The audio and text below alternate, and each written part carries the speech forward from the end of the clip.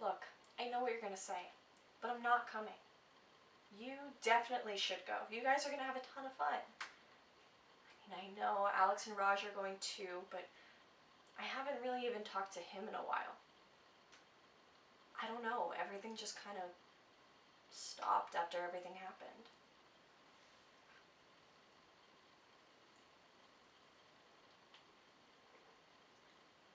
Don't give me that look, it wasn't totally my fault. Maybe he didn't like me as much as I thought he did. Or maybe he didn't like that I didn't see him that much. I don't know.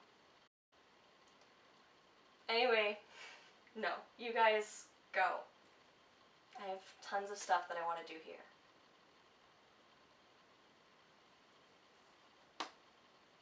I really do appreciate you trying, though. It's just, I know that there are a lot of things you could be giving me shit for right now, and you're not. And honestly, that just makes me feel like maybe I'm not as much of a fucking psycho as everyone says. Like my dad. He calls me this morning, and he would not stop lecturing me. I guess he saw how much booze I was putting on the credit card, but like, come on, man, I'm a fucking adult, and I'll pay you back. And then he starts going on and on about how it's been enough time, and we should all be moving on with our lives, and the typical grieving period is 6 months, and here we are at month number 7, and I'm drinking like a fucking fish, and he doesn't know what to do with me, and blah, blah, blah, blah, blah, blah, blah, blah, blah. Fuck. He's such a hypocrite, too. I mean, he can drink his beer and it's no big deal, but if I have a few glasses of cherry Coke and rum, all of a sudden I'm gonna end up just like Ava. It's not like he gets it anyway. He hasn't cared about her in like 9 fucking years. Maybe longer for all we know. Fucking piece of shit.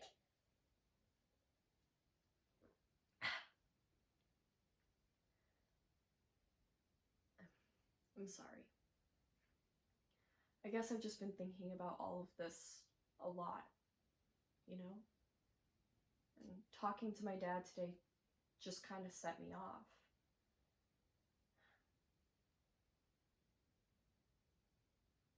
My mom was the strongest person I knew. I mean, she did everything she could to make sure I had as normal of a life as possible. I thought that we had that. Honestly, I did. And then Dad had to go get his little side chick and took it away from all of us. I didn't realize it at the time, but that's probably where the drinking really started. She didn't let it affect me, really, but even at that age, I think you can tell when something like that changes. I always used to love getting out of the house with her. It didn't matter what we were doing. Groceries, going to the post office. Any time that she got out of that house, it was like she had a different kind of light about her. Something I remembered from before.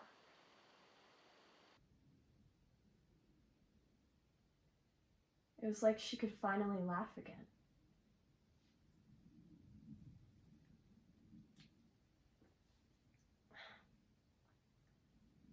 He fucking killed her. She still loved him though. So much so that she never told anybody what had happened. And he just kept going. And we knew what he did too. It was kind of like this don't ask, don't tell policy around the house. He would go for a run or to go see a friend from work. And she would let him. And she would sit there with her cherry Coke and rum and drink until she couldn't keep her eyes open anymore. And then she'd stagger off to the bedroom until the next morning.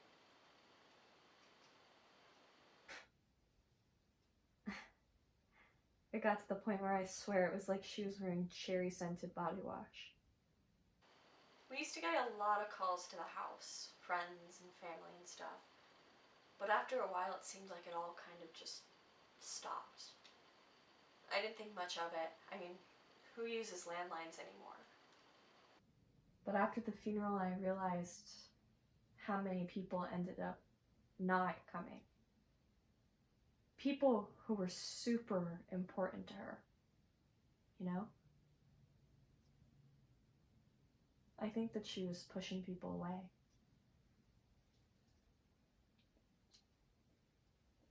I don't think it was intentional, but it just happened. It's kind of weird to think about, really. And sad. Sorry. I didn't mean to bum you out or anything.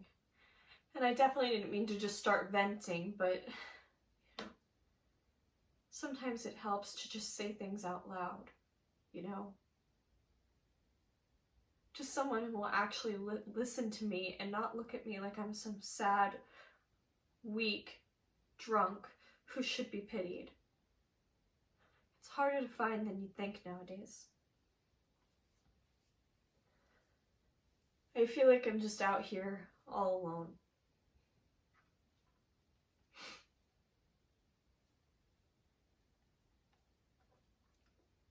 At least this is familiar. Smell.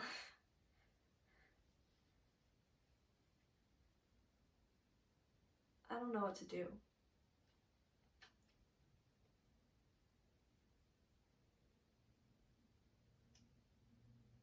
I do know what to do. I need a little more time.